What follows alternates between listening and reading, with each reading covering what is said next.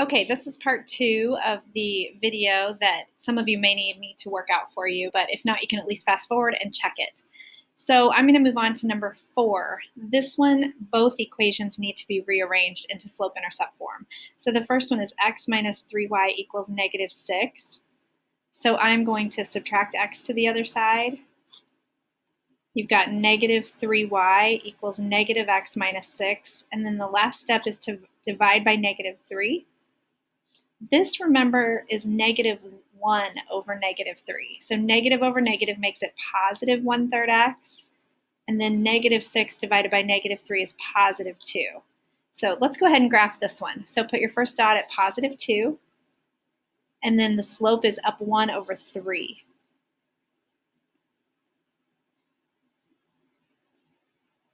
All right, make your line as straight as possible. And then let's go ahead and rearrange the second equation. So to get y by itself, you will need to minus 2x to the other side. And then the very last step, you can't have y negative. That's like a negative hidden invisible 1. So you're going to divide by negative 1 so that you can make your y positive. Negative divided by negative makes that positive 2x, and this makes it negative 3. So let's go ahead and graph that one. Your first dot would go at negative 3.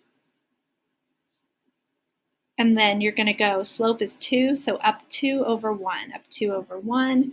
They meet right there, so I give it a little bullseye. I like this problem because both of your slopes are positive.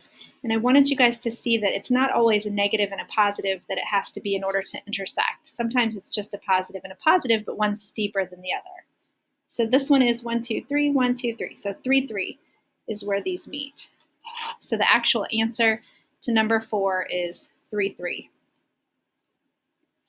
Okay, number 5 is luckily already in slope-intercept form.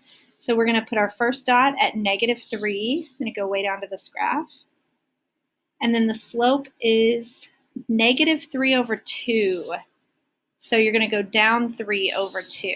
So we're going to go down 3 over 2, down 3 over 2, and then go back the other direction, up 3 over 2. Just make sure your line doesn't zigzag. You're going to go in the same constant pattern, the same direction. Draw your line as straight as you can. All right, and then our second equation is y equals half x plus 5. So first dot at 5. And then half for the slope means up 1 over 2. Up 1 over 2, up 1 over 2. Keep going all the way. Go back the other direction and give it a little bullseye when you get to the intersecting coordinate. And then figure out what that coordinate is. It is negative 1, 2, 3, 4, up 1, 2, 3. So negative 4, 3 is the actual answer to number 5, the solution to these system of equations. All right, last one. Number 6, it's kind of hard for me to see. I'm going to move this over here. So number 6 is 3x plus 3y equals negative 3. Okay, so we need to rearrange this. I would minus 3x to the other side. You've got 3y equals, remember you cannot combine those because one has an x and one doesn't. So I'm just going to leave it negative 3x minus 3. It's hard to see. Divide both sides by 3. And that is going to be y equals negative 1x minus 1. So negative x minus 1. So your first dot is going to go at negative 1 on the y-axis. And then the slope is negative 1, so you're going to go down 1 over 1.